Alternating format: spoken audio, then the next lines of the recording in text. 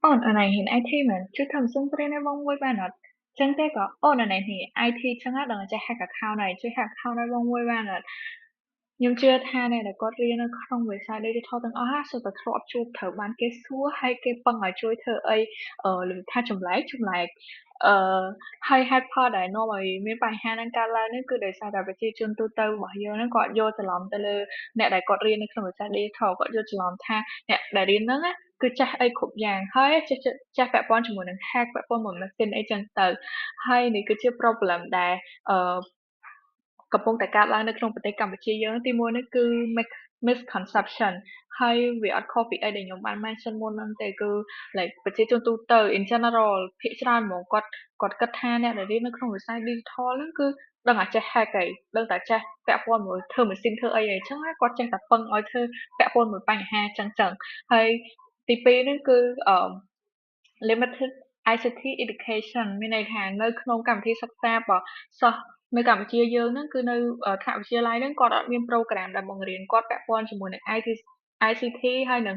digital ទេអញ្ចឹងនៅពេលដែលគាត់រៀនចប់គឺគាត់អត់មានចំណេះដឹងពាក់ព័ន្ធមួយអឺ ICT ទេហើយចុងក្រោយគេគឺ high demand but low supply មានន័យថាឥឡូវហ្នឹងនៅក្នុងបដិវត្តឧស្សាហកម្ម4.0អញ្ចឹងតម្រូវឲ្យមានធនធានអ្នកដែលចេះ digital ច្រើនខ្លាំងមែនទែនតែផ្ទុយទៅវិញនៅកម្ពុជាយើងគឺមានតិចខ្លាំងមែនទែនអ្នកដែលចេះពាក់ព័ន្ធមួយ digital គឺមានតិចភាគរយខ្លាំងមែនទែនហើយនេះគឺជា problem validation របស់ពួកយើងគឺយើងបានចុះទៅកាន់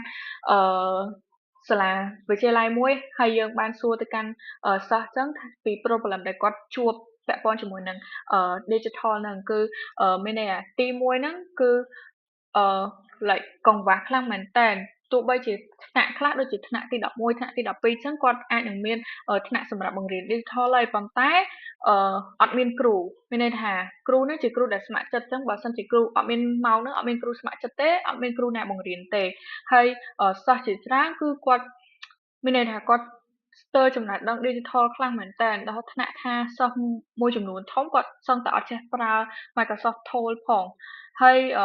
ហើយដែលគាត់ចង់បានមកវិញហ្នឹងគឺគាត់ចង់បាន platform មួយដែលបង្រៀនអនឡាញហើយគាត់អាចរៀននៅទីណាក៏បានហើយមួយទៀតគាត់ចង់ឲ្យ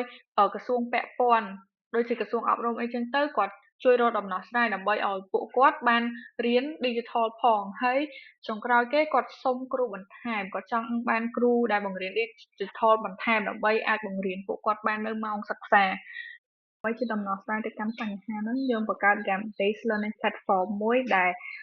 សិស្សគាត់អាចលេង game ផងហើយគាត់អាចរៀនបានផង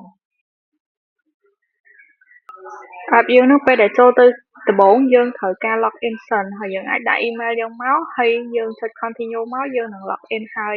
បន្ទាប់ពី login ចូលវាមាន topic ជាច្រើនយើងអាចរើសបានមួយពេលដែលយើងរើស topic ហើយវានឹង display ជា list lesson ផ្សេងៗគ្នាតាម topic ហ្នឹងហើយ lesson ច្រើនហ្នឹងយើងអាចរើសយក lesson មួយហើយយើងអាន lesson ហ្នឹងវាមាន display ជា paragraph ហើយយើងអាន lesson ហ្នឹងហើយបន្ទាប់ពីអានយល់ហើយយើង take quiz យើងយក take quiz now ហ្នឹងតមកទៀតគេឲ្យរើសជា multiplayer ឬក៏ single player យើងលេងម្នាក់ឯងឬក៏លេងគ្នាច្រើនបើយើងលេងម្នាក់ឯងយើងយក single player មកហើយយើងអាចរើសបានថាលេងមេរៀនបាក់ឬក៏ស្រួលហើយបន្ទាប់ពីហ្នឹងមកបើសិនឧទាហរណ៍ថាយើងយក multiplayer ក្នុងហ្នឹងយើងអាចរើសមិត្តភ័ក្តិយើងដែលយើងចង់លេងមួយបានហើយយើង invite គេមកហើយបន្ទាប់មកទៀតយើងអាចលេងជុំគ្នាបាន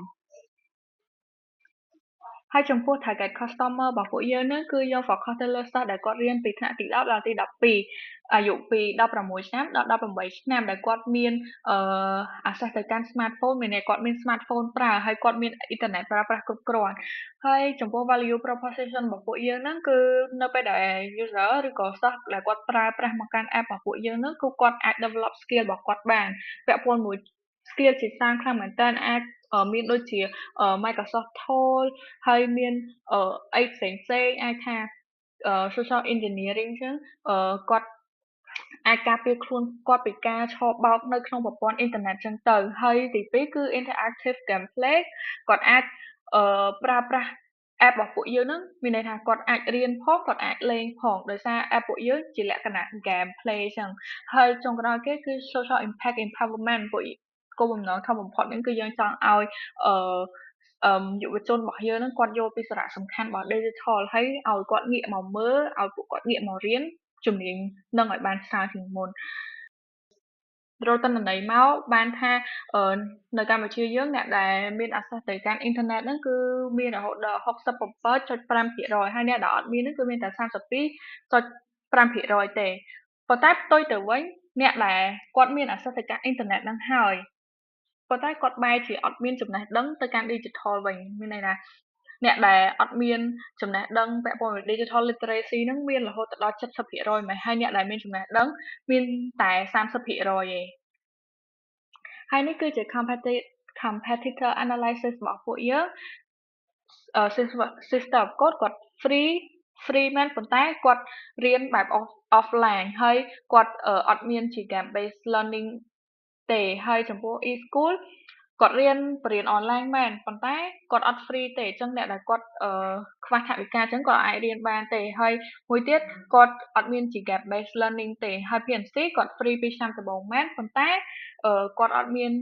online learning ទេហើយគាត់ក៏អត់មាន game based learning ដែរប៉ុន្តែចំពោះ Gen Z Tech យើងគឺ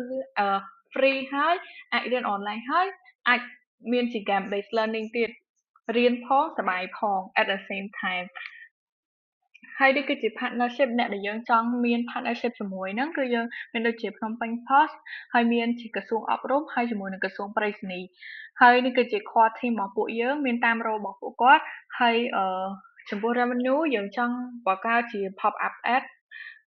នៅពេលដែលសិស្សគាត់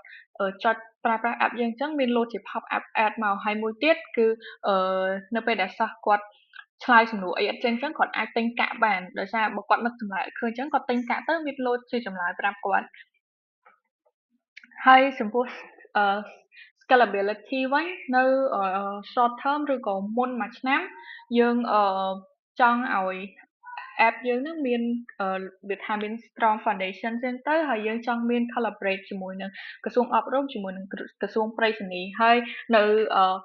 medium term ឬក៏ពី1ឆ្នាំទៅ3ឆ្នាំយើងចង់ឲ្យ app យើងមានការប្រើប្រាស់ទូទាំងប្រទេសហើយមាន topic ផ្សេងនៅក្នុងហ្នឹងដែរយើងចង់មាន digital literacy topic ផ្សេងនៅក្នុងហ្នឹងហើយយើងចង់មាន partnership ជាមួយនឹងខាង NGO ហើយចុងក្រោយគេ long term ឬក៏យើងចង់ឲ្យ app របស់យើងអាចប្រើប្រាស់នៅប្រទេសជិតខាងបានហើយយើងចង់ expand mass market so that's all for my pitch thank you